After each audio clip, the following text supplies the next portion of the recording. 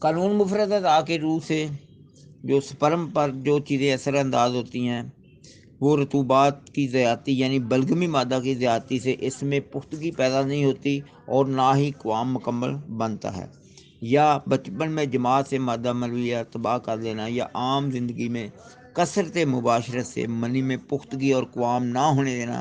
اس کے لیے کثرت مباشرت کا پورا علاج کرنے سے یقینی فائدہ ہوتا ہے۔ جسم میں اس قدر حرارت اور صفرا پیدا ہو جائے جس سے منی کا قوام بگڑ جاتا ہے اور کرم منی فنا ہو جاتے ہیں۔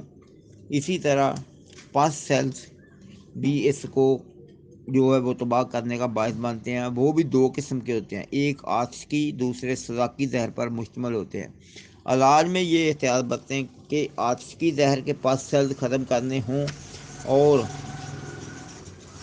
غلطی سے سزاکی زہر کے پس سیل ختم کرنے کے ادویہ دے دیں تو نہ صرف اس کے پس سیل اور بڑھیں گے بلکہ بقیہ چند سپرم بھی تباہ ہو جائیں گے۔ یاد رکھیں، آتشکی زہر کے پس سیل سفید اور سزاکی زہر کے پس سیل ہمیشہ زرد ہوتے ہیں۔